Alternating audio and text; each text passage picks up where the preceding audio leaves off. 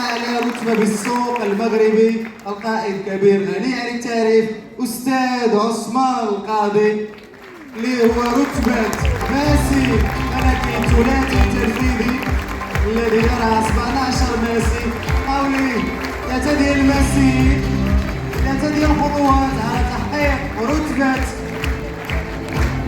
السفير الملكي. دونك تفضل على القائد الكبير أستاذ عثمان القاضي.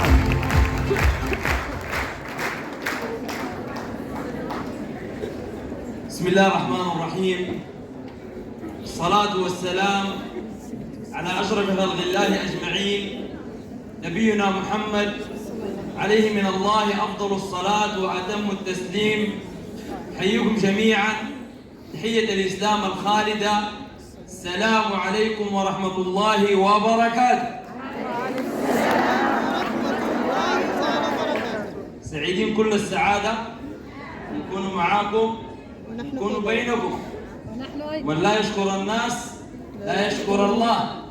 شكر كل الشكر بعد الله عز وجل لإدارة دي إكسين المغرب، لولاها لما كنا مجموعين هنا. وأيضا كل الشكر لكم أنتم أيضا الحضور، تبارك الله عليكم ما شاء الله تصفيقة قوية جدا لكم. شكرا لكل الناس الحضروا من طنجة من تطوان من النواحي كل المدن، تبارك الله عليكم جميعا.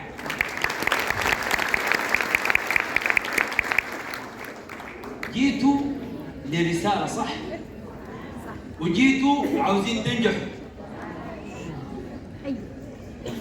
اليوم إن شاء الله بإذن الله تعالى يوم النجاح.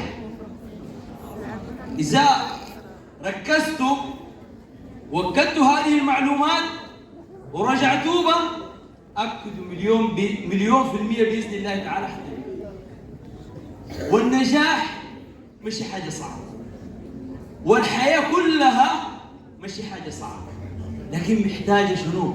قرار. محتاجة قرار، محتاجة قرار.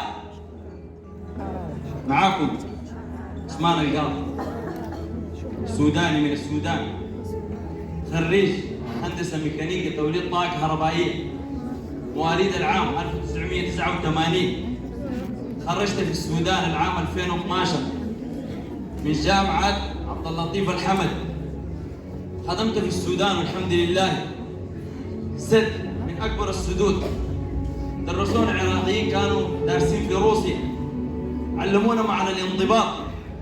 خدمت في الدنيا مصر 9 شهور، شركة ألمانية. انتقلت ومشيت للسعودية، انتقلت ومشيت لماليزيا، اشتغلت في ماليزيا. وأنا أيضا الحمد لله والشكر لله من وأنا عمري 13 سنة كان نشتغل في التجارة وكان نغرى، والحمد لله والشكر لله. وجلس معي الوالد الله يرحمه عليه رحمة الله، قال لي هذا الشغل اللي انت بتعمل فيه بيأثر على الدراسة بتاعتك. قلت له أنا لو أثر علي حنوقفه. والحمد لله والشكر لله كنت في الجامعة وأنا معي فلوس صحيحة وأنا معي قروش صحيحة. إذن المسألة مسألة قرار. الحمد لله والشكر لله. وأنا من عمري 13 سنة عمري مديت يد لأحد أبدا. حنوريكم إن شاء الله كيفاش البداية وكيفاش جينا داخلين المغرب إن شاء الله. فالحمد لله والشكر لله من وأنا صغير مكافح، لا نعرف معنى الاستسلام أبدا طريق، وأبدا كان نعرف إنه الحياة الدنيا هي لعبة. والله قال ربي مش قلتها، إنما الحياة الدنيا لعبة، لكن محتاج تعرف شنو؟ تلعبها صح، تلعبها بالحلال وبما يرضي الله.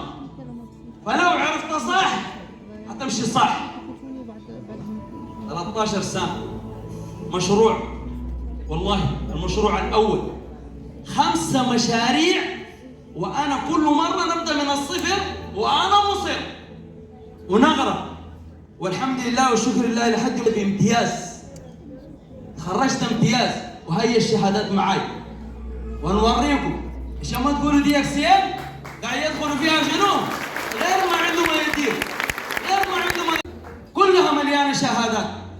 شهادات جامعية، والحمد لله تخرجت بشنو؟ درجة امتياز.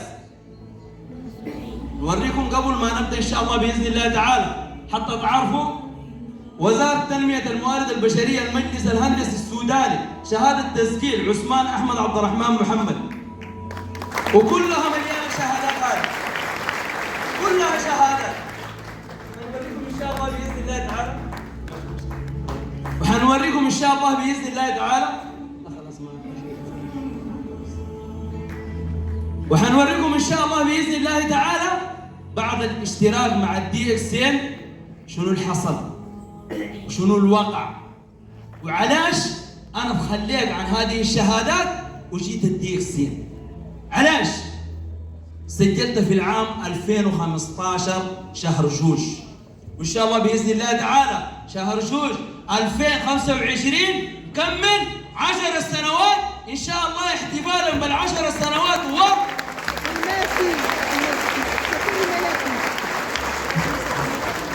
دي اكسين تحقق في ماليزيا 2015.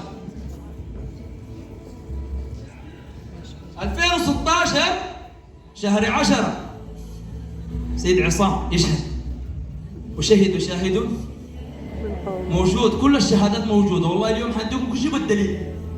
شهر 10 2016 يوم 22 تواريخ حافظنا حفظ. أول لقاء كان في هوتيل إيدي أنفا، أول لقاء كان موجود في المغرب، وسبحان الله جبت معي أعضاء وسجلتهم، وإلى أن ألتقي بالغايلة حسن الياسمين وزوجها بدر العكافي في الأسانسير في ماليزيا. والله ما سجلوا بأخوي أخو، لكن إصرار. وحنوريكم الآن جوج حاجات اشتركوا فيها كل الناجحين. أي واحد عاوز ينجح والله حاعطيك جوج، علقها هنا وعلقها هنا وسير. لو ما نجحت ارجع لي. متفاهمين؟ متفقين؟ طبعا نحن ملتزمين بوقت، بس كاين الوقت بدل الضيعة، كاين الوقت بدل الضيعة، حاسب لي. طيب الآن نحاول نبدأ ونوريكم علاش جينا الدي اكسين. في العام 2017 شهر 11 جيت المغرب بصفة رسمية، ما ها رحلة سياحية كما تعلم وكما تعتقد، ما ها رحلة سياحية.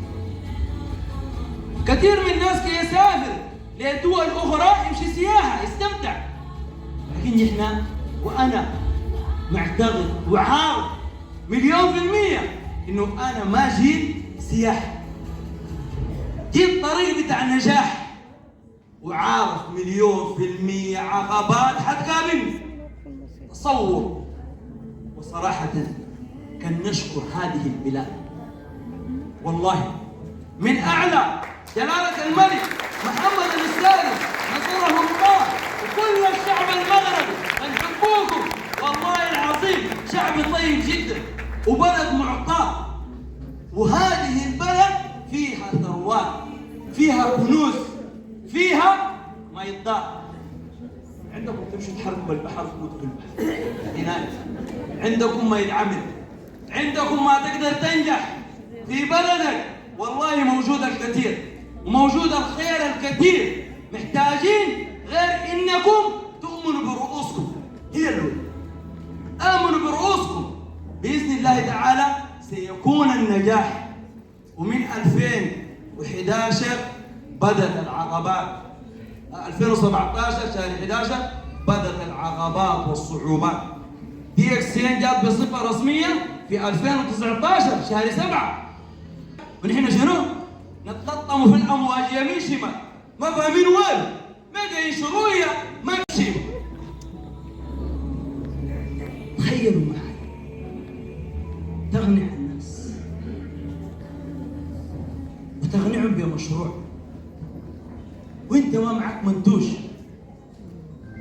تجيب هذاك الساشي بتاع القهوه الكحله وتقول له شوف شوف شوف شوف شوف شوف هذه هي القهوه، في ناشف تجيب زيت القانون ما في حتى حاجه. تجيب معجون الاسنان خاوي، هو معجون كم معجون ودابا مولش. وين هو؟ في ماليزيا. هو خصني المعجون، ارى الفلوس. تخيل تقنعوا الاول عشان تقنعوا بالشركه، ثانيا عشان تقنعوا تخرج منه الفلوس عشان تجيب شنو؟ السلعه. طبعا الناس الاوائل اللي عاشوا هذا الشيء هم مستمتعين معايا، وانتم خاصكم تعرفوا هذه الحقائق. مشيت ماليزيا ايضا ما رحله سياحيه، صح يا القائد حسني؟ صح يا القائد رشيد؟ صح يا القائد بدر؟ رحله سياحيه مش سياحه. جاي راكب الطياره ويده وين؟ في قلبه. وصل المطار يقولوا لك مرحبا بك والف مرحبا، بس السلعه ما حتمشيش معك، حتتحرق صح؟ تمشي للناس ترجع لهم وين السلعه؟ منتظرينك، اعطوك 3000 درهم 5000 درهم، وين السلعه؟ شنو تدير؟ شنو تعمل؟ والله وقلتها لهم امبارح، انا مره من المطار بتاع طنجه الى رمضان بتاع النجمه جاي برجولي، والله الطريق مش طويل، والله ما شفته طويل. التاكسيات مش يمروا من عندي، والله ما كنشوفهمش. من كثرة انك تفكر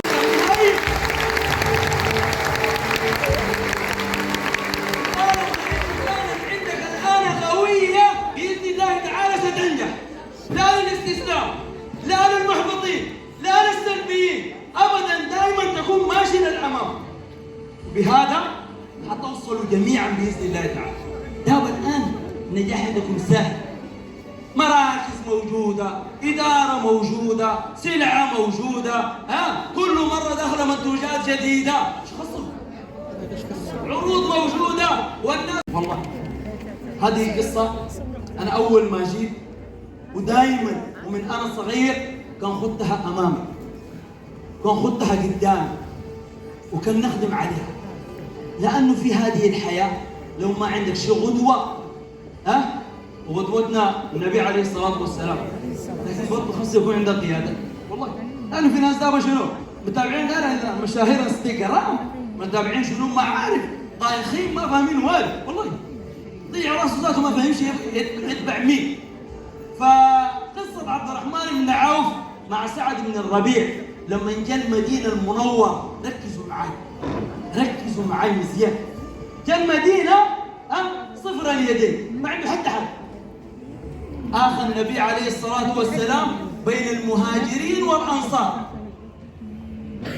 قام سعد بن الربيع إنسان كان غني في المدينة، عنده بستانين وعنده أموال كبيرة جدا وعنده زوجتين. قال له انظر في زوجتين، البتاع دي بك تطلقها لي يخاف، انظر في فلوسي ومالي نقسم لك النص، انظر في البستانين اللي عجبك نعطيك له.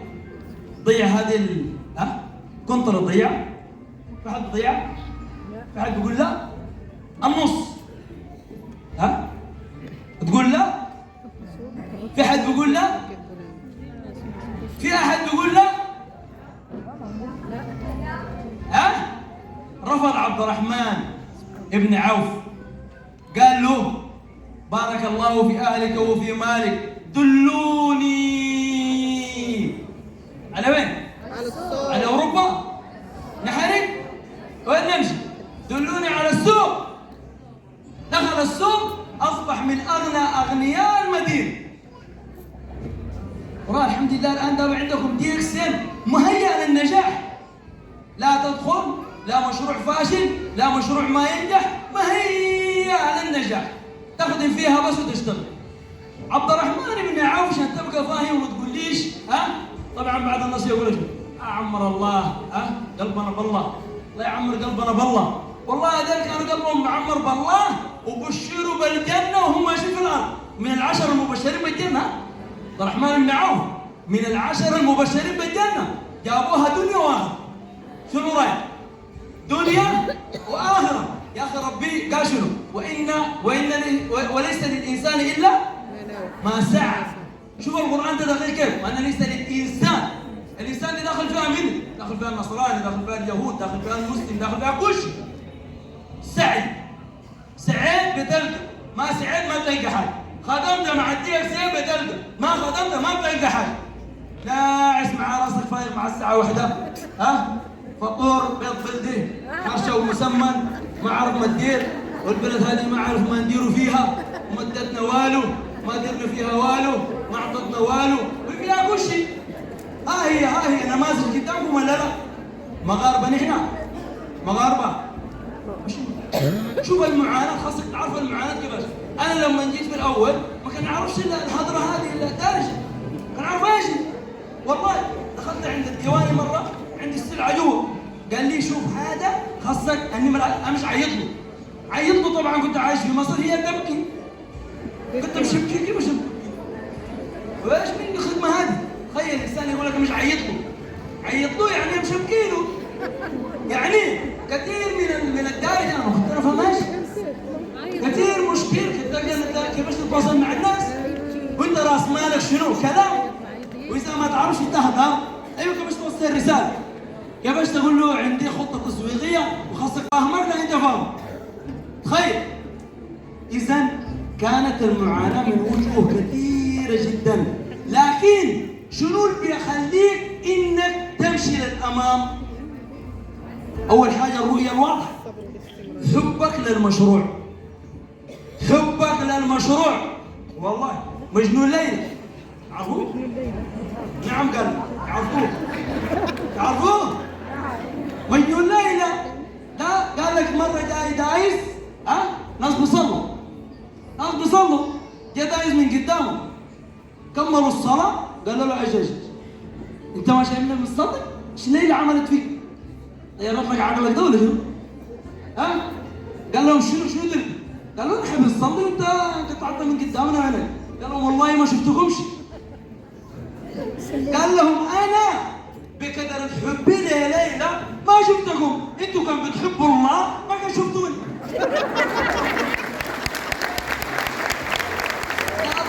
شنو قصدك؟ الناس انهم يؤمنوا بك. والاستيغاظ الباكر يا نص طنجة والشمال.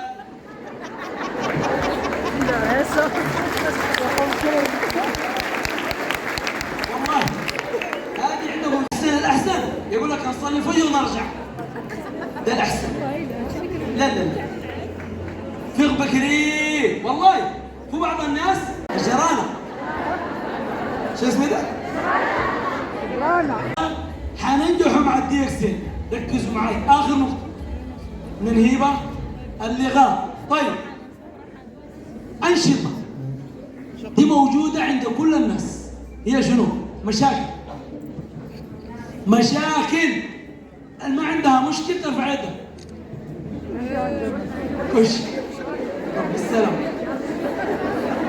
أحفظ السلام. كش عنده مشكلة والله. الما متزوج خاصه يتزوج، والمتزوج عنده ولد وما خاصه يغرق، عنده بنت وما غرقت، عنده. إذا كاينين كلنا هنا أزمات ومشكلات شنو؟ ضاغطة. طيب إذا ركزت على هذا وركزت على 3 و4 حيبقى شنو؟ مستطيل الأول حيزيد. ليش؟ لأنه في ناس شنو؟ كي يهربوا من الواقع، يهرب.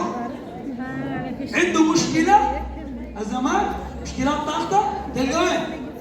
القهوة، مش البحر، مكالمات هاتفية. والله قلت لهم والله الصلاة على التلفون هذا، والله يقول لهم هذه المكالمات الهاتفية لو تعملوها في الدي اكس ان والله حتى كلكم تكونوا سفراء ملك. يا اخي في ناس بتكلم بالتلفون ساعتين تبرقك جد والله، ما يخلي حتى حاجه. خدمة دي اكس ان تكنولوجيا، خدمة دي اكس ان. طيب مشكلات، أنشطة عامة، ترفيه. ركز إنك شنو؟ تبعد من هذول، بعد منهم. والله أنا الآن ما نعرف نجلس في قهوة، ما نعرف نمشي السينما. هذا الصيف ما مشيت بحر. شو رايك؟ تقول لي اعوذ بالله. شو اعوذ بالله؟ عادي جدا. شو يعني؟ ترفيه. الانشطه هذه حييت. علاش؟ عشان انت الان هذا تغلصه. تركز على وين؟ لا. قولي لا. اتعلم انك في حياتك تقول شنو؟ لا لا لا لا. فقيه اذا جاك واحد في الدار وقلت له ارجع، قلت له ارجع، من حقك ولا لا؟ من حقك؟ كاين شي دليل؟ واذا قيل لكم ارجعوا، اذا قيل لكم ارجعوا طبقوها. طبقوها. والله ما تطبقوها. واحدة تقول لها علاش ما جيت المحاضرة اليوم ذاك التدريب؟ والله يا أستاذ كنت جاية وعملوها لي مفاجأة العائلة. شنو مفاجأة؟ ما في حاجة اسمها مفاجأة. جوك في الدار مفاجأة، قول لهم ارجعوا. وهذا دين، وهذه فعال المسلمين. عندك يقول ما تفعل المسلمين. إذا قيل لكم ارجعوا فارجعوا. هذا ربنا كي يقول. فهمتوني؟ إذا خلي لا في حياتك موجود. ونعم، نعم للنجاح لا للاستسلام. طيب شنو دائما عندك مشاكل، دائما ازمات، دائما في الدي ما قادر تخدم، ما قادر تشتغل. لكن لو ركزنا على المستطيل الثاني حيكون شنو؟ اوه انضباط، توازن، عمل. والله يجيني واحد يقول لي انت الان ماشي لي 10 سنوات مع الديرسي، من وين جايب هذاك الحماس؟ من وين جايب هذاك الحماس الداخلي؟ العمر انتهى. من يوم وانا سجلت مع الدي اكس الحمد لله شنو؟ رقم 5 هي عمر رجعتها الله. عمرك ان نرجع شنو؟ ورا، دائما شنو؟ قدام.